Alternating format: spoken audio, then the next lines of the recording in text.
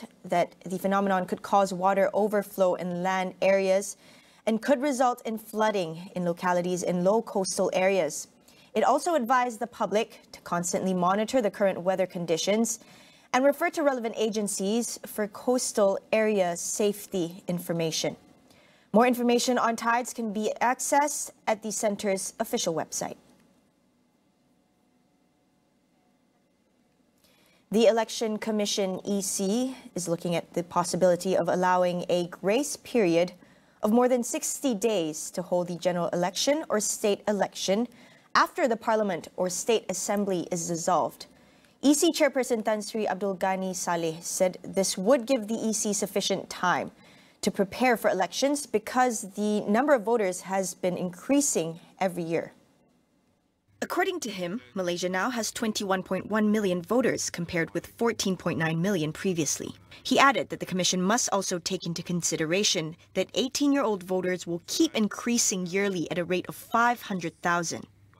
Abdul Ghani also said the EC is hoping that all 6 states that have yet to hold elections for state seats would have the election simultaneously.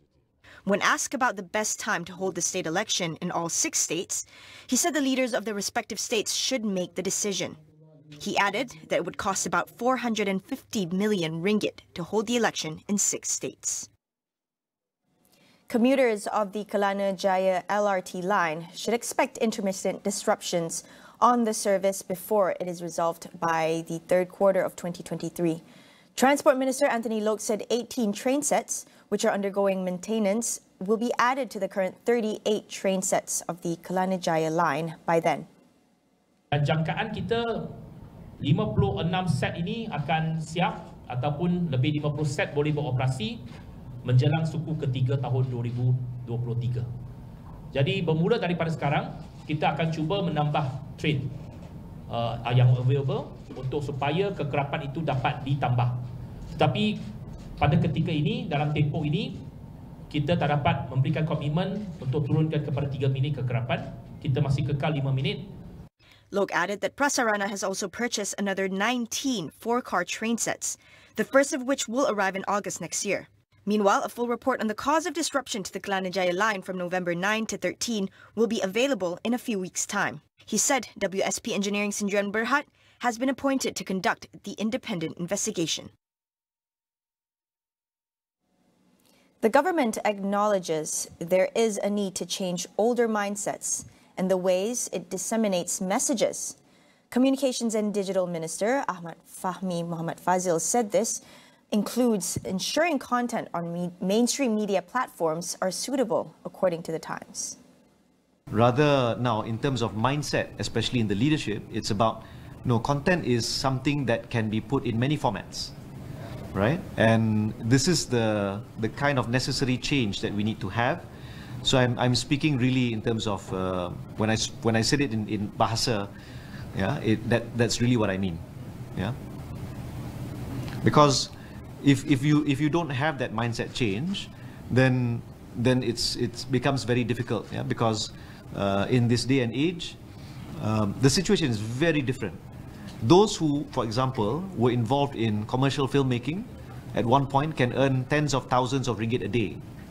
But because TV commercials are not perhaps like how they used to be, because more filmmakers now have changed and created advertisements for online platforms. And so we need to change with the times. Likewise, I believe RTM actually has begun that process, because I think a lot of Gen Z, yeah, those who are 18, 17, 19, maybe they don't watch TV1. Maybe they watch RTM on TikTok. So that's really what I mean.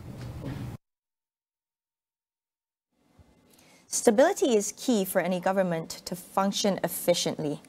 Political analyst Dr. Wong Chin Huat outlines measures Prime Minister Datuk Seri Anwar Ibrahim can take to strengthen his hold on a multi-coalition government and remove any suspicion or perception of political interference in cases involving politicians.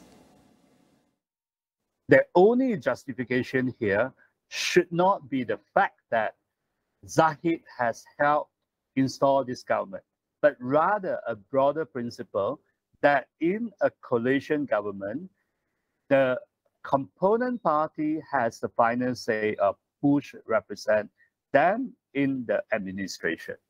The last three prime ministers, Tun Dr. Mahathir, Tan Sri Muhyiddin Yassin, Datuk Sri Ismail Sabri, did not consult all the parties in all the appointments of minister.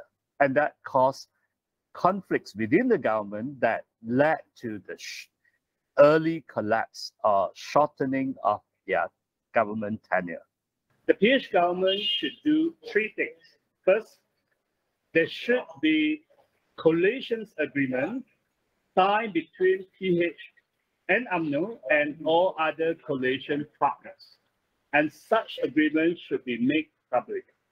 This is to send a signal that whoever is going to be the new president of UMNO would automatically be made Deputy Prime Minister. One. Second, PH must make clear that it does not intervene in the UMNO party election, so that the UMNO party election would not become a proxy warfare between a pro-PH faction and a pro-BN faction. The third thing, which is very important, and I would argue perhaps the most important for the public, is to start immediately the process of demarcating or partitioning, to start the process of partitioning the Attorney General's chamber, so that we can have an independent public prosecution office headed by a non-politician, and the public can be assured no government ministers or MPs or other politicians will simply walk free from their criminal cases with the help of the agents. And if the government does all this, then it would be able to mitigate the damage caused by Zahid's appointment as DPM. More after the break. We'll be right back.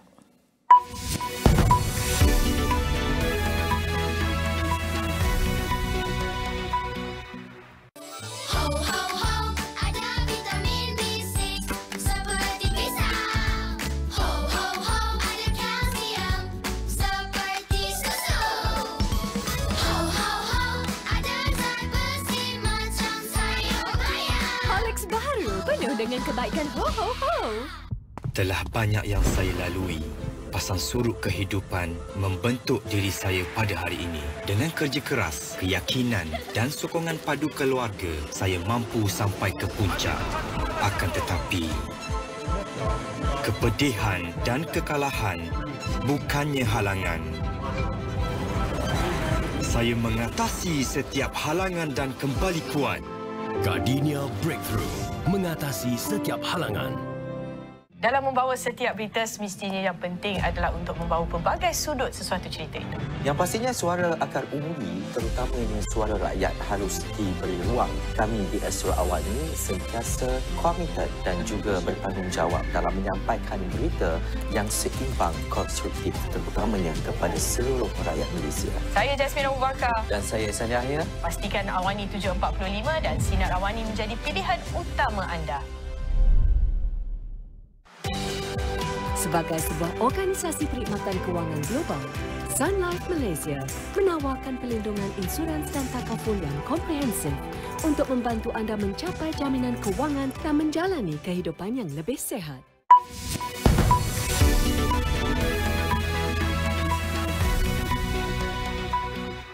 Welcome back. Dina Boluarte was sworn in as Peru's new president after Congress voted out her predecessor, left-wing leader Pedro Castillo, after he dissolved the legislative body. Boluarte makes her mark as the first female president in the country's history and the sixth Peruvian president in less than 5 years.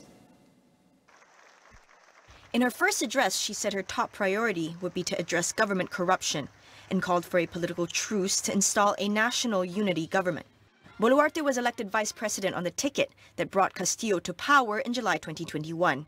She served as Minister of Development and Social Inclusion under his brief administration. Her term as president will now extend through July 2026. Earlier on Wednesday, Peru's Congress ousted Castillo from office shortly after he decreed the dissolution of the legislature ahead of a scheduled vote to oust him.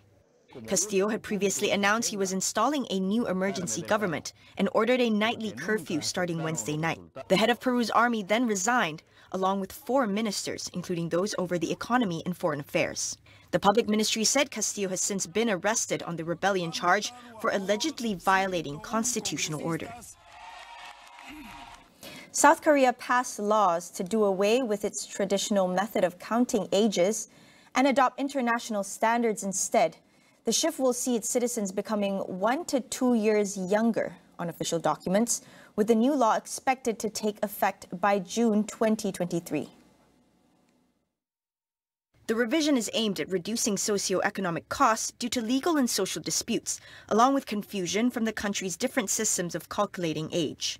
Koreans are deemed to be a year old when born, with a year added on every January 1st. A separate system also exists for conscription purposes or calculating the legal age to smoke and consume alcohol, in which one's age is calculated from 0 at birth and a year is added on January 1st. However, since the 1960s, South Korea has also used the international way of calculating the age of 0 at birth and adding a year on every birthday for medical and legal documents.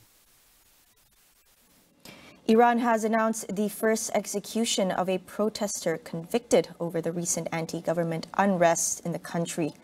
The protester, Mohsen Shekari, was hanged after he was found guilty of waging war against God for allegedly attacking a security officer with a knife and blocking a street in capital Tehran.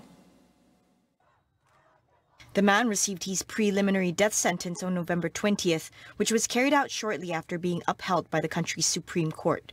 He was arrested on September 25th, just a week after protests erupted across Iran following the death in custody of Mahsa Amini, a 22-year-old who was detained by morality police for allegedly wearing her hijab improperly.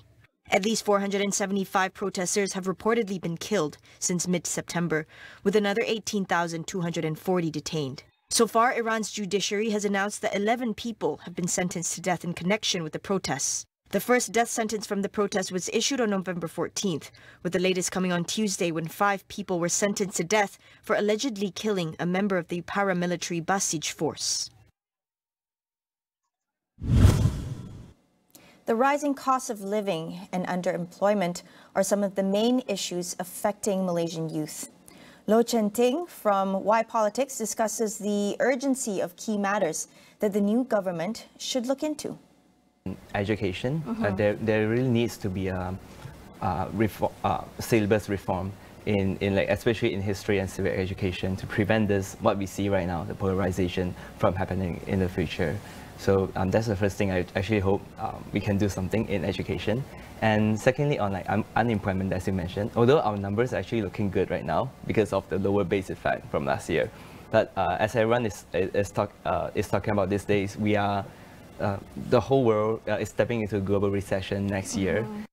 Meanwhile, Adnan Yunus from Architects of Diversity urged for the government to revise its strategies to handle cost of living issues among youth. A lot of our strategies or policies in the past have always just been to help youths, but I think that these strategies have to expand towards helping youths to help themselves. Right? How do we help youths help themselves? So there has to be more a more self-sustaining system. So not just the most conventional approaches has been just one-off handouts like one-to-one, this one-to-one, that 200, 500. Yeah. But that doesn't really tackle the problem. At the roots. Can't get much from 200 to 250 these days. Yeah, right. It's probably food for like a week or 2 max, depending where you eat. But so I think that we have to start talking about scholarship provisions, right? Can we increase the base, and who we give scholarships to? Are enough scholarships available to B40 communities? So these are questions that we need to think about. Also, besides that, are there investment into entrepreneurial schemes to be able to help youths become more enterprising, right? Yeah. So I think that by equipping youths with these necessary skills, I think that's how they are able to then stand on their 2 feet as opposed to always having to depend on an external third party. Catch the full discussion on It's About Youth on Astro Awani every Friday at 10:30 p.m. That's all on Awani tonight. Thank you for watching. I'm Saramia and we'll see you again.